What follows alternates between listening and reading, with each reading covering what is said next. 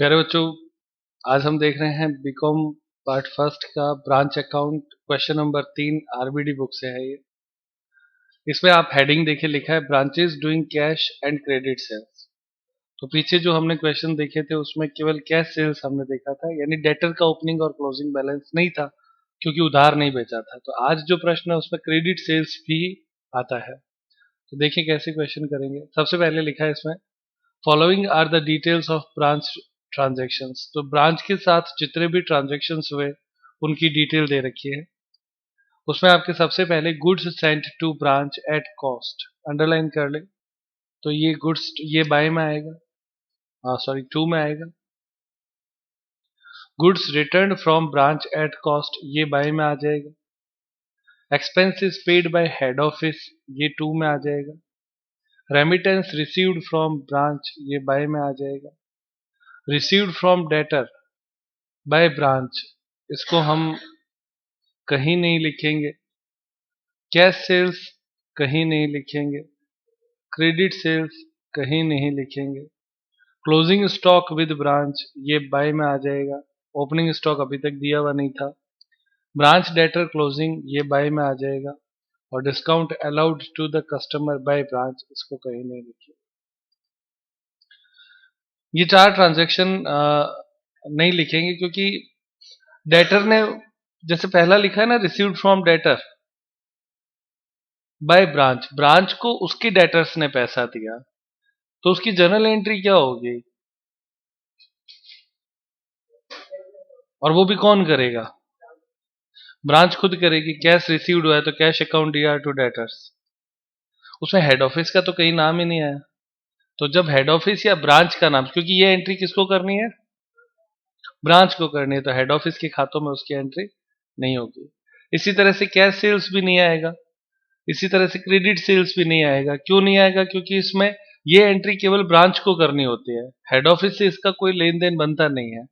तो आप लोगों को जैसे ये चीज समझना है कि सर कौन सी एंट्री आती है और कौन सी नहीं आती है, तो आप उसकी जर्नल एंट्री करके देखो। अगर वो हेड ऑफिस से कहीं रिलेट होता है, यानी हेड ऑफिस यदि उस एंट्री को करता है, तब तो वो आएगी इस खाते में, अदरवाइज नहीं आएगी। क्योंकि हमने ये पहले ही दिन समझ लिया था कि ब्रांच अकाउंट जो होता है ना, वो ब्रांच और हेड ऑफिस के बीच में जो लेन देन होता है उसको लिखना होता है।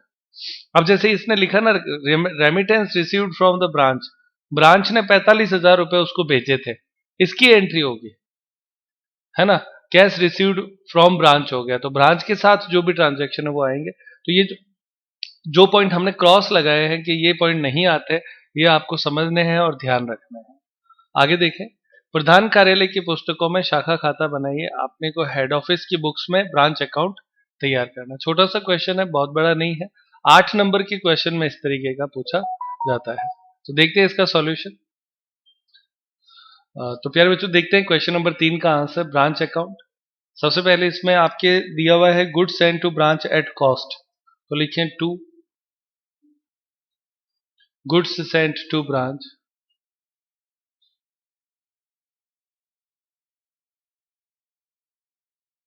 वो आपके दे रखा है 50,000। नंबर 2 रिटर्न है, तो इसे लिखेंगे by goods sent to branch return. Return में आर लिख दिया करो, 3,000। उसके बाद में expenses paid by head office, तो टू बैंक लिखेंगे, ब्रैकेट में एक्सपेंसेस लिखेंगे, और अमाउंट कितनी हो जाएगी इसकी? 10,000 रुपए, तो 10,000 रुपए खर्च का लिख देंगे। Number 4 remittance received from branch, तो बाय बैंक लिखेंगे। रेमिटेंस कितना हुआ?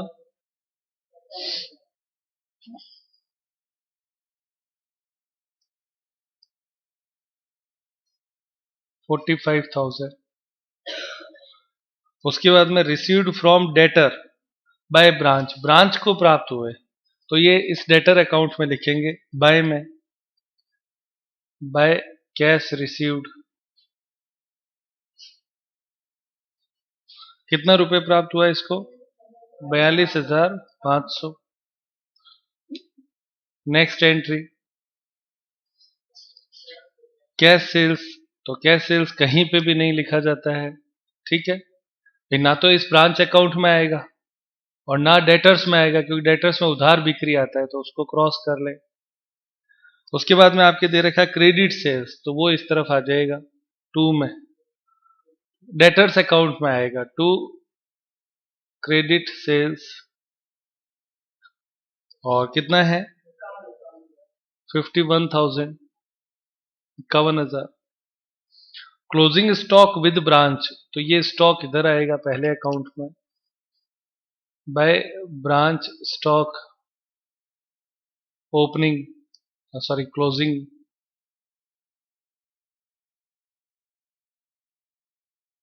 कितना दे रखा है 17,000। उसके बाद में ब्रांच डेटर क्लोजिंग बैलेंस 7700, तो बाय ब्रांच डेटर 7,700। और ये इधर भी आएगा बच्चों, किसमें, डेटर्स अकाउंट में, तो वो इधर आप लिखेंगे by balance CD closing balance, कितना है 7700। उसके बाद में दिया हुआ है डिस्काउंट अलाउड, तो डिस्काउंट भी डेटर अकाउंट में आएगा बाय डिस्काउंट,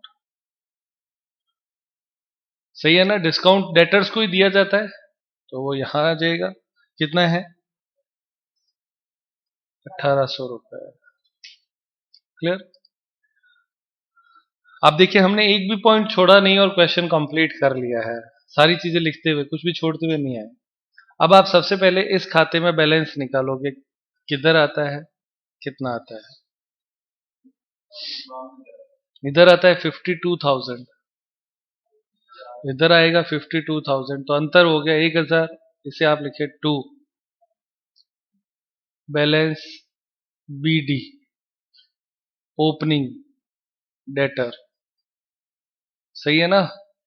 बैलेंसिंग फिगर से आया, अंतर से हमने निकाला 1,000 रुपए, ठीक है। ये कहां जाएगा 1,000 रुपए, ऊपर वाले खाते में, डेटर का ओपनिंग बैलेंस, तो इस खाते से आप यहां पे इसको लिखे टू ब्रांच डेटर OP यानी ओपनिंग बैलेंस 1,000 हो गया इस तरफ। अब आप इधर का टोटल लगा ले, इधर का भी टोटल लगा ले।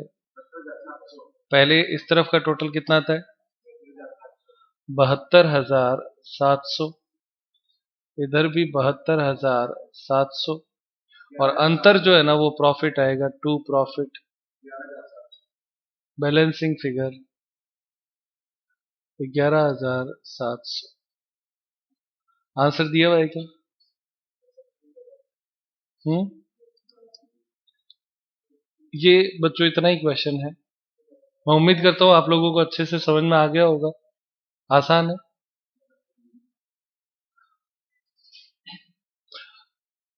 मैसर्स अनिक ब्रदर्स अपनी शाखाओं को लागत पर माल भेजता है, तो अंडरलाइन कर ले कॉस्ट पे। जब तक कॉस्ट लिखा हुआ आ रहा है इसका मतलब स्टॉक रिजर्व नहीं है। जैसे ही स्टॉक कॉस्ट की जगह पे सेलिंग प्राइस या इनवॉइस प्राइस लिखा हुआ आएगा, मतलब वहां पे स्टॉक रिजर्व भी आना शुरू हो जाएगा। एक शाखा के निम्नलिखित विवरण से शाखा का लाभ ज्ञात करने के लिए शाखा खाता बनाइए, ब्रांच अकाउंट बनाना है। सबसे पहले डेटर्स दिसंबर 31 2018, तो ये 19 में खत्म होता है, यानी ये ओपनिंग हो गया है ना, टू में आएगा। Goods sent to branch to में आएगा। गुड्स रिटर्न बाय में आएगा। बाय और टू लिखने का मतलब उसका बाइफिकेट करते जा रहे हैं कौन किधर। Goods return by the customer to the branch कहीं नहीं आएगा, ब्रांच को लौटाया है ना, ग्राहक ने ब्रांच को लौटाया इसलिए। कैश सेल्स नहीं आएगा, क्रेडिट सेल्स नहीं आएगा, है ना। Cash remitted to head office by में आएगा। अलाउंस टू द कस्टमर नहीं आएगा। स्टॉक ऑन 1 जनवरी टू में आएगा ओपनिंग। स्टॉक ऑन 31 दिसंबर, तो ये आपके टू में आएगा। सॉरी बाय में आएगा क्लोजिंग। उसके बाद में बैड डेट्स नहीं आएगा। Expenses paid by head office to में आएगा, टू बैंक। रेंट, अच्छा इसमें टू में क्या क्या है, वो कहते हैं रेंट और इंश्योरेंस है। तो 1 जनवरी 2018 से जनवरी 31 2019 तक दे रखा है, तो 13 महीने का दे दिया इसने, ठीक है ना। तो 12 महीने का अपने को सवाल में लेना है, ये बात तो आपको पता ही है। यानी प्रीपेड जो होता है वो घटा दिया जाता है P&L में से। तो आप चाहे तो 12 महीने का ले लो, और या 13 महीने का लिखकर उसमें से 1 महीने का घटा दो, एक ही बात। और यहाँ पे इंश्योरेंस का पेमेंट 1 जनवरी से 31 मार्च 19, यानी 12 और 3 15, है ना, 15 मंथ का है, 15 मंथ का है। तो इसमें भी अपने को 12 महीने का लेना है, यानी 3 महीने का छोड़ देना है। इसमें 3 महीने का और इसमें 1 महीने का छोड़ देना है। इसके दो तरीके हमने बता दिए, या तो आप 12 महीने का लिख दो, और या फिर 13 लिख के 1 घटाओ और 15 लिख के 3 घटाओ, जिसको हम बोलते हैं प्रीपेड घटाया जाता है। तो ऐसा भी आप कर सकते हो, ठीक है।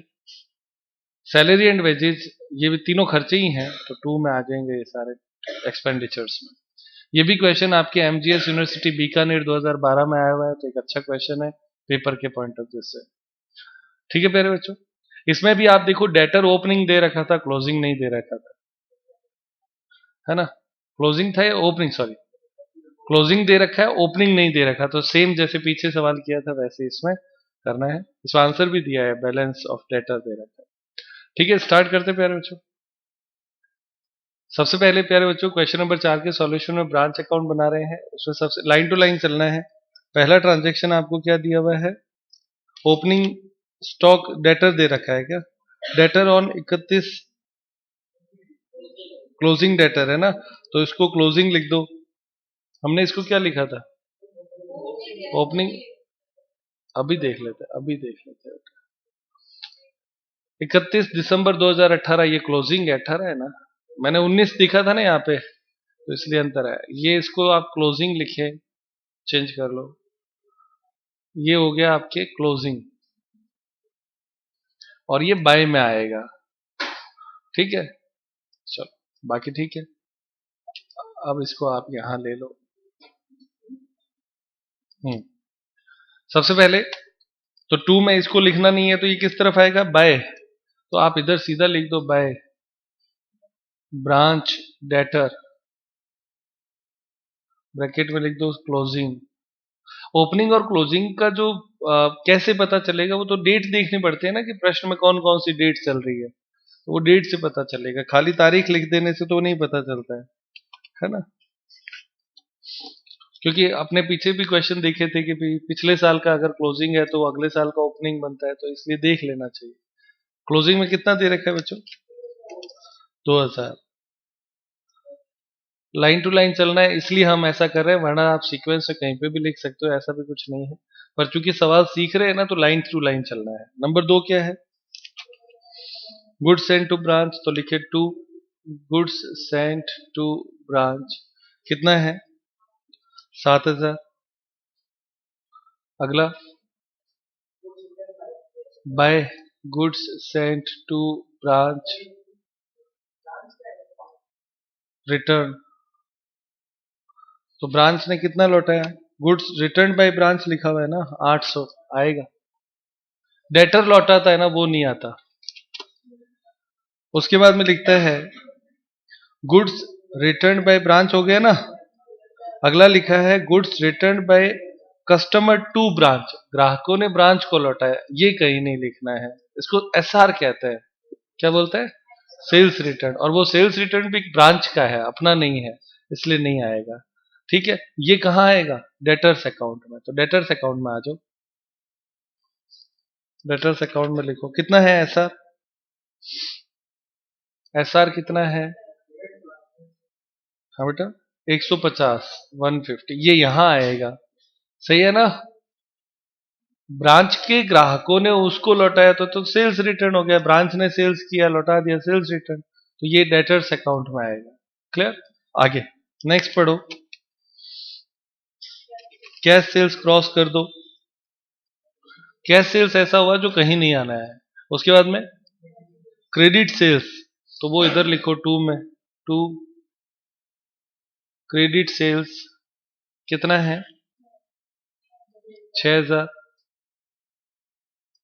उसके बाद में अगला पढ़ो, cash remitted to head office, head office को पैसे भेजे गए, ये आएगा इधर ब्रांच अकाउंट में बाय बैंक या कैश, कैश लिख दो, रेमिटेड मतलब भेजना, कितना है 11300। उसके बाद में लाइन टू लाइन आगे बढ़ो,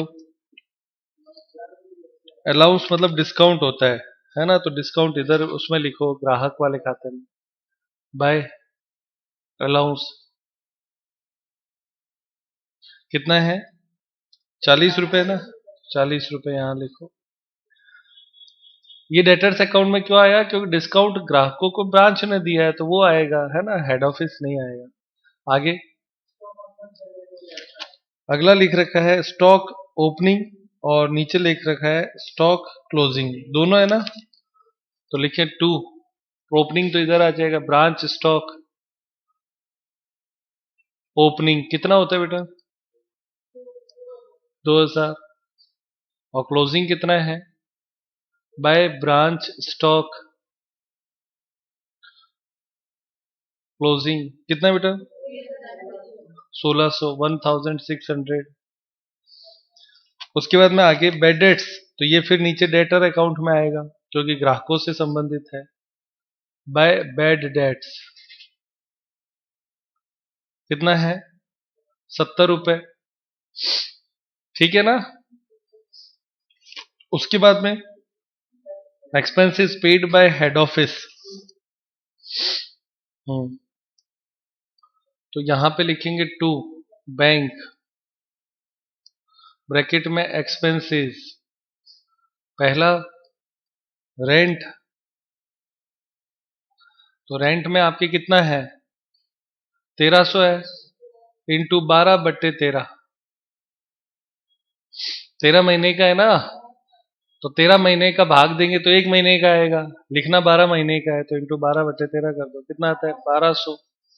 ये एक तरीका है लिखने का। अगर कोई 1300 लिख के 100 घटा देता है तो भी 1200। और एक और तरीका है कि आप क्या करो कि इधर तो लिखो 1300 और दूसरी तरफ लिखो 100, तो वो तीसरा तरीका है, पर सबसे अच्छा और आसान ये है। 13 महीने का दे रखा है, 12 महीने का लिख दिया, सही है ना। नेक्स्ट रेंट के बाद में, हाँ बेटा इंश्योरेंस कितने महीने का है, कितना है 1800 है क्या, ये 1800 जो है ना उसमें भी 12 महीने का लेना है, बट्टे 15 करना है।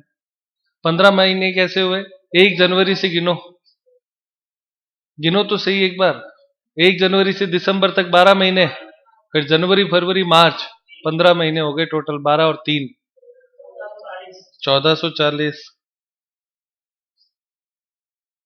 और उसके बाद में सैलरी एंड वेजेज कितना है 2800। कोई दिक्कत प्यारे बच्चों। अब उसके बाद में आगे पढ़ो, हो गया लाइन टू लाइन सारा सॉल्व किया है ना।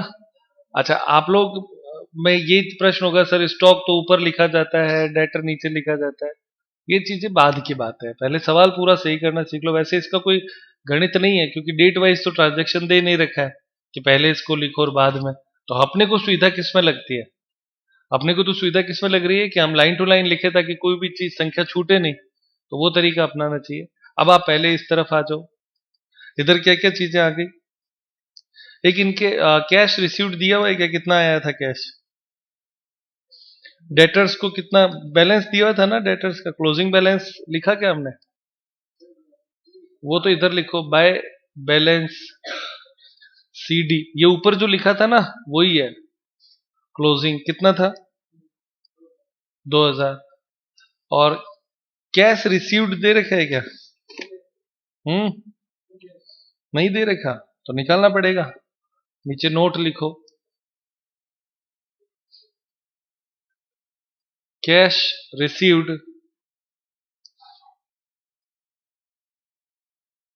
फ्रॉम कस्टमर,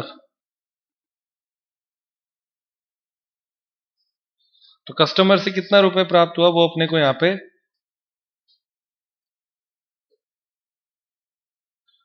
वो निकालना पड़ेगा। तो बच्चों इसमें हमें cash received from debtor calculate करना है कि डेटर से कितना पैसा प्राप्त हुआ, चाहे आप डेटर लिखिए या कस्टमर लिखिए एक ही बात है।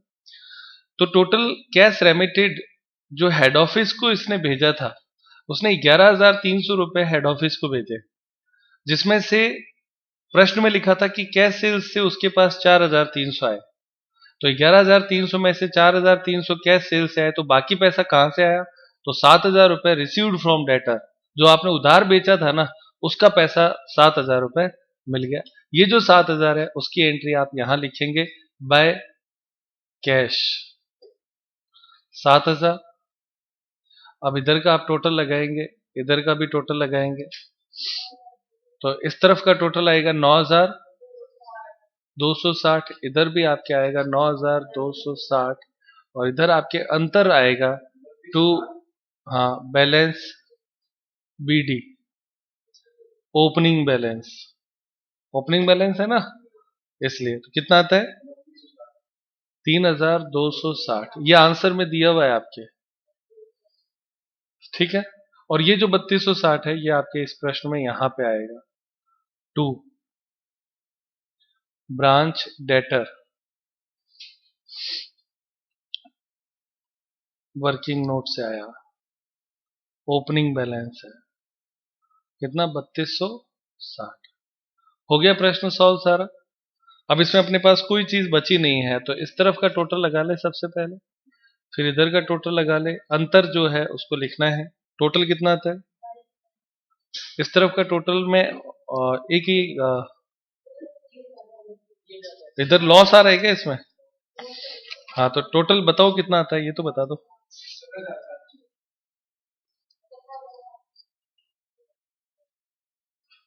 17,700, और इधर भी लिख देंगे 17,700, और अंतर आएगा बाय लॉस, बैलेंसिंग फिगर कितने का, ठीक है। तो प्यारे बच्चों ये आपका क्वेश्चन नंबर 4 का कंप्लीट सॉल्यूशन हुआ है। इसमें एक तो ये स्टार पॉइंट था जो अपने को कैलकुलेट करना था, और ये डिफरेंस में लॉस आ जाएगा।